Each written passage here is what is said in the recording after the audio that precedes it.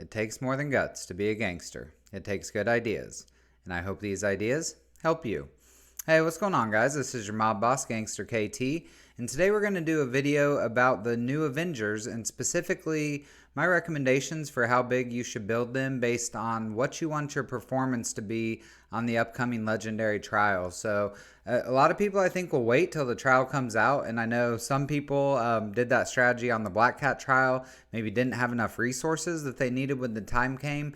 But I think more importantly than that, you know, in this game, you really want to pick your target for characters and then get them there as soon as you can. As long as you have the resources. There may be better uses for those resources, but it's kind of like the time value of money. And the most valuable a toon is the very first day they come out.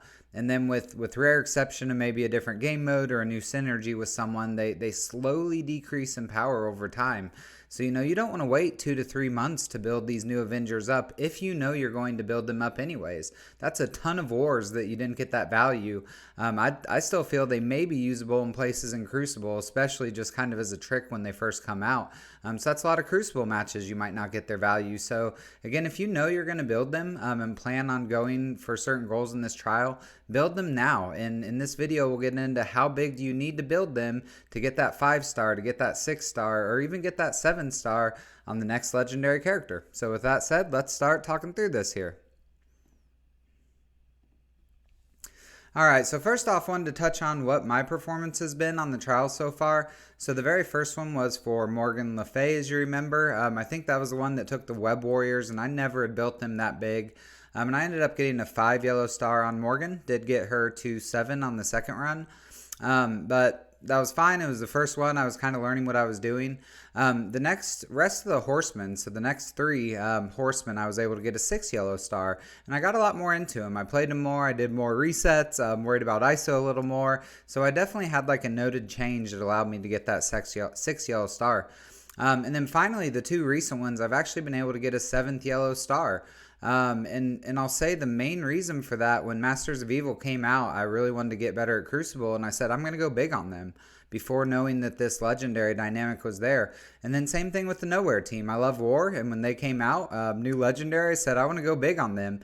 And so they ended up being needed for the next legendary. I had them big, and those are definitely the main 2 reasons I was able to get the 7 yellow star on these teams. So it's a lot more than just the featured team, but I think the featured team really is the enablers. And again, for the next trial, Scopely's announced that's going to be the new Avengers. So knowing that we want to build them soon to the targets that we want them, let's talk about how big we should build them depending on what star you are going for. Alright, so here's the table I set up. And one of my strategies I always try and promote is, you know, you don't want to build everyone the same across the team. You want to find the true power in the team and focus on that. And your other guys, sometimes you just need them to live so that they can do what their kits do, but it's not about their damage necessarily. So to start off here, I'd say to try and target a 5 yellow star, I think in general you'll need your new Avengers at around level 75 and around T14. But specifically, what I would recommend doing is build Tigra and Ronin up to level 80 T15, Mockingbird to level 75 T14, and then Coulson and Thing at level 70 and T13. So I think that those 2 are going to be the 2 worst on this team, being the 2 reworks, but time will still tell on that. But right now, that's what I'd be targeting if I was going for a 5 yellow star. And then I have on here the heat index, so you know, how difficult is that going to be? And I'll say maybe a little sweat. You know, if you go bigger than those targets, obviously it'll make getting the 5 a little easier. You'll have less resets, but you're definitely going to have to try. You're going to have to learn strategies of the fight. You're going to have to do resets, etc. But should be able to get that 5. So to get a 6, definitely you need to be higher. So for that, I'd recommend on average level 85 for your characters and T16. And then again, you can see, let's really spread that out to where it's, you know, maybe the same overall investment from gold and training mats, but we really get the power where we want it. So for this team, that's Tigra and Ronin, so I recommend them at level 90, T17. And then Mockingbird at level 85, T16, with Coulson and Thing bringing up the rear at level 80 and T15. And I'll say to get that 6 yellow star, the heat index is sauna level. I would estimate you're probably going to have to reset some of the nodes, you know, depending on the scourges you use, depending on what this trial's like, but maybe in the 10 to 20 range. maybe even having to reset, on node 8 because you didn't have your cooldowns correct from node 3. So you definitely get into those things, and it takes a while, which I think is a lot of fun. One of the most fun modes of this game, so I'm down to do it. But to get that 6 yellow star, you will need to sweat quite a bit in the sauna there. And then lastly is the 7th yellow star. So historically, that's been the top 500 players. So that's not for everyone, but as you guys know, my account's around number 5,000 in the game from a TCP standpoint. Now that's not fully representative, right? I maybe don't have minions as big as others, and who cares? But overall, going from 5,000 to be able to finish in the top 500 and actually finish 205 in Black Cat. I've always been pretty proud of that, and I think it shows that you can do this with rosters at maybe 35 million plus, or maybe even smaller. If you have the power in the right places, you still can get that 7 yellow star. So for the new Avengers team, I'd recommend on average level 90 to 95, and then T17 to T18. So like on the Black Hat trial, I did have Nova level 95 T18, and that was huge. And the Nowhere team actually didn't end up being my hardest nodes on that one because of how big I had them. But I didn't have everyone to that size, but having Nova that big was just gigantic and really meant the most for those nodes. So, we still need to figure that out. But I'm pretty certain it'll either be Tigra or Ronin, or a combination of the two that will need similar treatment. So I do recommend taking them to level 95 if you really want to get that 7 yellow star. And that's mainly to be able to get that T17.5 upgrade. So, you might not have the T18s for them. We're still learning if they're going to be valuable in DD6. Although probably worth taking if you do want to go for that 7th yellow star just to get them as big as you can. But even then, you want to do that 17.5 unique piece there that does take level 95 because it's such a huge power increase. So I think taking those two characters at least to level 95 and T17.5 will enable this. Mockingbird, I say level 90 T17. And then Coulson and the Thing recommend level 85 and T16. Again, a lot of nuance in there. It's going to depend on yellow stars. It's going to depend on red stars. But, maybe a 5 yellow, 5 red, just kind of average. I think that these are the levels that you'll need to be at to get that 7 yellow star for the next legendary. And I'll say the heat index on that is sun level. At those power levels, knowing people out there will have them fully maxed, and at these recommendations you don't. You may have to do a really hard node 30 times resetting it to try and get through at the power you're going to be doing, or starting the whole run over because of cooldowns 10 different times, which especially towards the end can be really frustrating, but you just have to do it. And I have previous videos with kind of some recommendations there, and I'll do the same when this next trial comes out. So it's going to be sweating. It's going to be a lot of resets. It's going to be a lot of playing around with ISOs, maybe doing a little power up here and there, tweaking. But as long as most of your roster is big and you're at the end game and really kind of competitive in all the game modes, I think you can do this if you're willing to sweat that out and willing to put this type of level investment into these characters.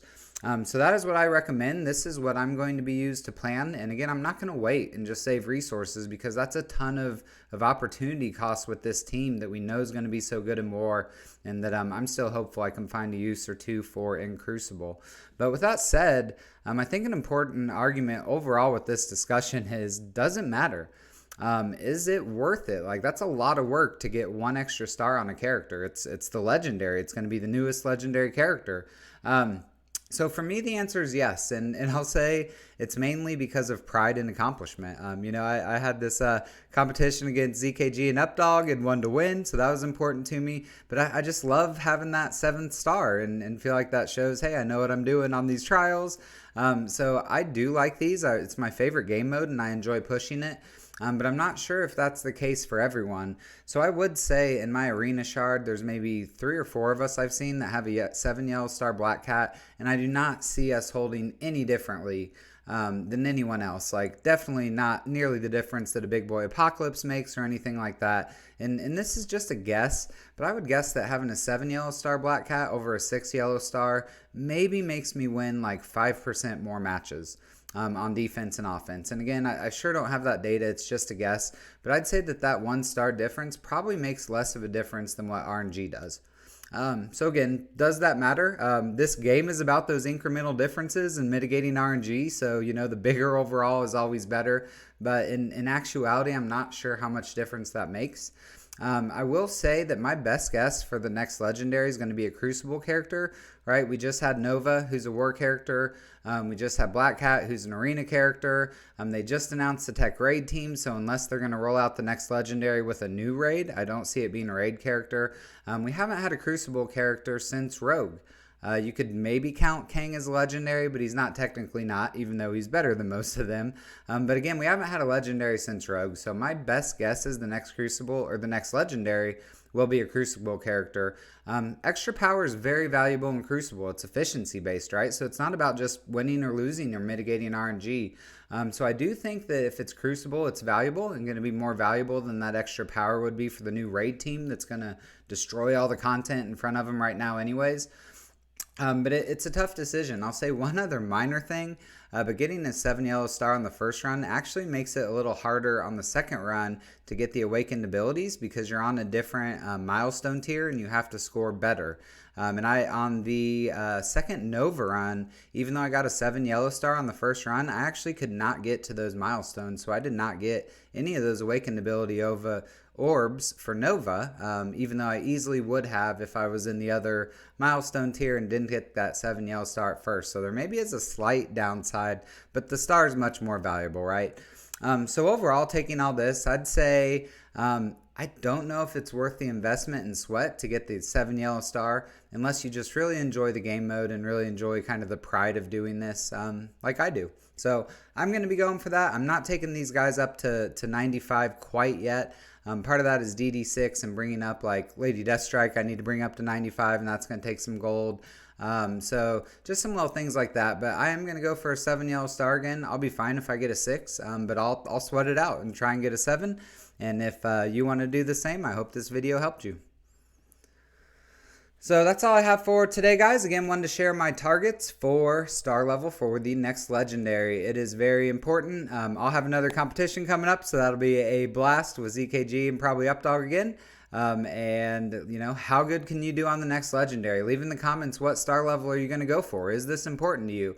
But if it is, I really hope that this advice helped you. So, as always, I give you my word that this is the best advice I have. All I have in this world is my balls and my word, and I don't break them for no one. Peace!